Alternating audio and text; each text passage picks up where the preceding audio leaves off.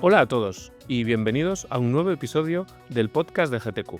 Hoy tenemos un tema que resulta de gran actualidad por diferentes motivos, y es la incorporación de los nuevos tratamientos anti-esfingosina 1-fosfato dentro de las diferentes opciones de tratamiento en los pacientes con colitis ulcerosa. ¿Y por qué es tan importante hablar de esto? Pues en este episodio vamos a profundizar sobre en qué consisten estos nuevos tratamientos, la evidencia que tienen detrás, los mecanismos de acción, que son diferentes a lo que conocíamos hasta ahora, y la implicación de lo que va a suponer contar con ellos. Para ello, contamos con una invitada excepcional por diferentes motivos. Ella es Yamile Zabana, gastroenteróloga del Hospital Universitario Mutuo Terrassa y actual presidenta de GTQ. Bienvenida, Yamile. Muchísimas gracias, Yago.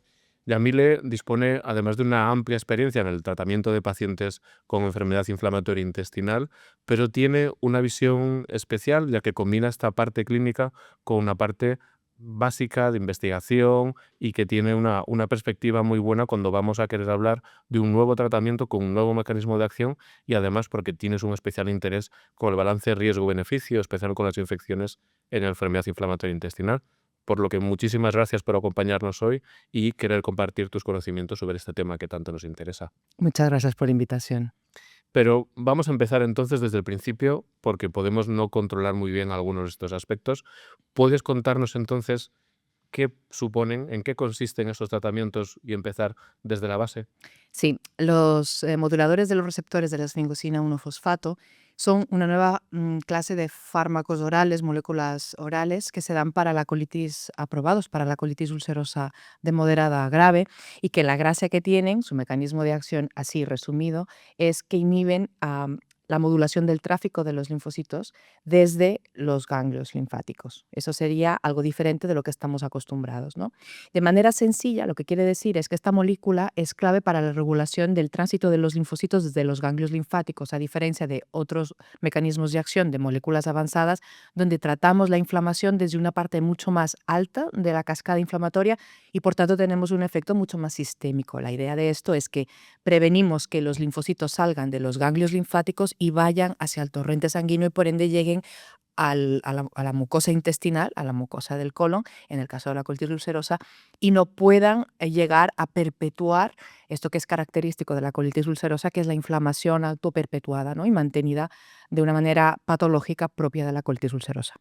Y además, entonces, para poder profundizar un poco más en este tema que estás ya detallando de manera muy buena, para poder conocerlo mejor, ¿cómo se parece o se diferencia? Porque tenemos tratamientos antiintegrina, antiinterleuquina. Acláranos un poco en qué se parece o diferencia de otros que ya tenemos. Bueno, se podrían parecerse un poco al vedolizumab, a la antiintegrina, y también a los inhibidores de la JAK. A los inhibidores de la JAK, básicamente porque es una molécula oral, se llaman moléculas, son nuevos fármacos orales, que esto también es un cambio de paradigma del tratamiento de la enfermedad inflamatoria intestinal, pero concretamente su manera de funcionar se parece bastante más al vedolizumab. La diferencia es que el vedolizumab bloquea una molécula de adhesión y no permite que los linfocitos, que los leucocitos lleguen a la mucosa intestinal, pero de una manera muy cercana al colon, porque están circulando. En cambio, la esfingosina 1-fosfato, los inhibidores de esta selectivos, lo que hacen es impedir que los linfocitos salgan del ganglio, no van a la circulación, es decir, es mucho anterior. Esto puede también deberse a que, bueno, esto implicar que los efectos sistémicos y probablemente el tratamiento de las manifestaciones extraintestinales sea un poco menor con este nuevo un grupo de fármacos porque van más dirigido a nivel local. Creo que es una muy buena noticia el tener algo que, bueno, conocíamos de alguna manera, pero que le da una vuelta de tuerca más en el mecanismo, ¿no?, antiinflamatorio o que evita, ¿no?, la inflamación a nivel intestinal. Pero como todo lo bueno, puede tener una cara buena o una cara mala. ¿Sabemos algo de si esto tiene alguna implicación, este cambio en el mecanismo, este nuevo mecanismo, en la seguridad, o qué cuidados deberíamos tener entonces? A ver, no deja de ser un tratamiento inmunosupresor. ¿Por qué? Porque disminuye la llegada de linfocitos concretamente a la mucosa colónica. Y también inhibe o sea, tienes una linfopenia, que esto es parte de darte cuenta que el paciente está tomando el tratamiento. Por tanto, como inmunomodulador, inmunosupresor que es, se puede asociar a infecciones. Lo que llama la atención es que, a pesar de que los pacientes que toman la medicación tienen linfopenia, y además está relacionada y por tanto podemos saber si el paciente se está tomando la medicación. Llama la atención que las infecciones que se asocian al fármaco son infecciones leves, suelen ser infecciones respiratorias normalmente altas, pero también bajas, pero muy poco relevante para el grado de linfopenia que ocasiona el fármaco. Y además es muy importante que es reversible como buena molécula oral, su efecto sistémico o el efecto en sangre es muy bajo, o sea, con poco tiempo ya eliminas el efecto, ¿no? Otra cosa que también pasa, y es una cosa a la que tenemos que acostumbrarnos ahora, es el efecto de este receptor en el nodo, perdón, auriculoventricular. Este nodo, que es, digamos, el marcapasos del corazón, puede también tener receptores y lo que genera es bradicardia, con lo cual podemos experimentar una bradicardia, el paciente, una bradicardia temporal, inicial a la primera dosis, y si el paciente tiene una cardiopatía o tiene un bloqueo auriculoventricular, pues esto limitar la utilización del fármaco. De una manera que no se conoce del todo, también puede causar, aunque es mucho más raro, el edema de mácula, que esto lo veremos más en personas que ya tienen o diabetes, que se asocia per se a más edema de mácula, pero también pacientes que pueden tener patología ocular, como puede ser desprendimiento de retina o una uveitis, ¿no? De todas maneras, aquí decirles que el fármaco, uno de los fármacos que más se asocia al edema de mácula son los corticoides y que probablemente no lo hemos asociado mucho al edema de mácula y ahora parece como que fuera lo más importante que va a ocasionar. Recordar que la proporción de pacientes que se han descrito en los estudios que llevaron al registro de esta medicación son muy pocos. Lo que pasa que es una cosa que se ve que existe y nosotros no estábamos acostumbrados a tratarlo ni a buscarlo. Ahí va, ¿no? Porque al final lo hemos visto con el herpes zóster, lo hemos visto con otras, no solo infecciones, sino con efectos adversos, que al final nos hacemos más sensibles, ¿no? Con cierto mecanismo y cierto efecto adverso, pero de hecho tenemos que tener cierta monitorización con las primeras dosis del tratamiento, si no me equivoco, ¿no? Mm. No sé si nos puedes indicar algo. Sí, normalmente son fármacos que el paciente los puede tomar. La gracia que tiene el fármaco es que es oral, con lo cual esto también evita que el paciente tenga que ir al hospital de día, lo cual se agradece cuando tenemos ya el hospital de día sobresaturado. Y quizás ese sea uno de los motivos también para tenerlo en cuenta a la hora de priorizar el fármaco. Pero es verdad que las primeras horas sí que deberíamos tener al paciente observado por esta bradicardia. Si el paciente tiene algún tipo de patología cardíaca y consideramos que es un buen candidato y que el fármaco tiene que ser este, se sugiere hasta un control de 6 horas al paciente. Si no, los primeros pacientes o las primeras dosis, la primera dosis siempre son máximo 4 horas de seguimiento que lo puedes dar en la consulta, tenerlo fuera, que vaya a desayunar y que vuelva y una valoración y ya está. Otra cosa que quizás sí que tenemos que tener en cuenta es que en los pacientes de riesgo tenemos que valorar la mácula, el ojo, que no haya ninguna patología, dado que el edema de mácula es asintomático. Lo encontramos solamente con fondo de ojo y puede causar la ceguera.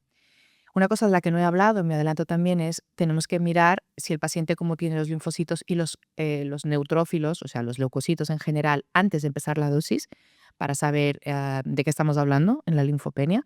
Y luego unas enzimas hepáticas también, porque en algunos pacientes puede alterar las transaminasas.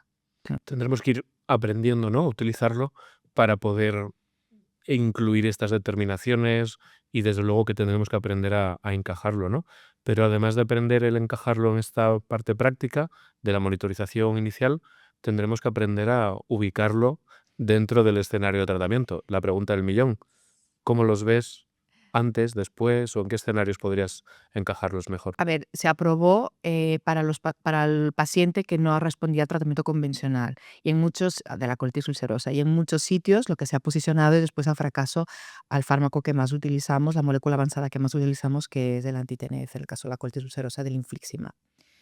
De todas maneras, yo creo que es un fármaco que es verdad, como otros que han salido ahora, en el que su mejor capacidad de efecto se ve en los pacientes que no son especialmente refractarios. Entonces, eso tenemos que tener en cuenta para no dejarlo como última opción, porque probablemente en este escenario no sea el mejor escenario para probarlo. Luego también en los estudios de registro han tenido consideraciones interesantes que también nos pueden ayudar a posicionarlo, como por ejemplo que la edad del inicio del tratamiento de estos ensayos fue desde 16 años, que también esto se agradece porque nos hemos acostumbrado a utilizar en niños o en adolescentes fármacos que se han aprobado solo para adultos, pero en este fármaco concretamente está esta indicación y también en situaciones como por ejemplo la proctitis, ¿no? La proctitis, que es una digamos, una subenfermedad un poco huérfana en la colitis ulcerosa, porque muchos de estos pacientes no se han visto representados en los estudios de registro. Y sí es verdad que tenemos evidencia gracias a iniciativas como, por ejemplo, el estudio PROCU, que lidera em, Rocío Ferreiro, y que nos ha demostrado que son pacientes que en alguna proporción, no es muy importante, necesitan tratamiento inmunosupresor, casi un cuarto de los pacientes. Entonces, para tener como opción. Yo creo que también se le tiene que preguntar al paciente, porque muchos van a preferir una molécula oral a una molécula inyectable, y que esto también podría ser interesante. Y una cosa de la que se habla poco, pero que también es importante, es el precio. Es un fármaco que sale al mercado con un precio muy competitivo y que creo que tenemos que tener en cuenta. Evidentemente, dónde posicionarlo vendrá después de la evidencia. Cuando tengamos los estudios en vida real, cuando tengamos amplias series de varios países y de varios sistemas sanitarios con muchos pacientes, podemos realmente posicionar al fármaco. Lo que sabemos es de los ensayos de registro, pero falta más evidencia para poder finalmente posicionar a los fármacos, pero pinta bien. Incluso estudios comparativos, ¿no? Porque a día de hoy aún seguimos teniendo dudas con otras moléculas, quizá. Así es. Muy bien, con eso yo creo que, bueno, yo creo que quizá también es bueno el que llegan con una primera aprobación, pero con diferentes escenarios o detalles, como decías, ¿no? De gente un poco más joven o con el escenario de la proctitis, que yo creo que siempre son de gran ayuda el que nos ofrezcan un poquito de luz para poder encajarlo, ¿no? Y el poder situarlo dentro de las diferentes opciones, que siempre es una buena opción, ¿no? Así es. Pues me parece genial porque desde luego que son moléculas nuevas que vamos a tener ya en breve y vamos a estar ya utilizando dentro de poco. O sea que me parece estupendo y el que hayas compartido estas pinceladas sobre la evidencia que tenemos, sobre cómo ubicarlos y desde luego que te agradezco muchísimo el que hayas estado hoy aquí para compartir esto contigo. Muchas gracias a ti, Yago. Gracias por la invitación. Y nada más, a todos los que nos escucháis, ha sido un placer contar con vosotros en este nuevo episodio que hemos contado con Yamile Zábana, pero esperamos asimismo poder contar con todos vosotros en el próximo podcast de GTQ. Hasta luego.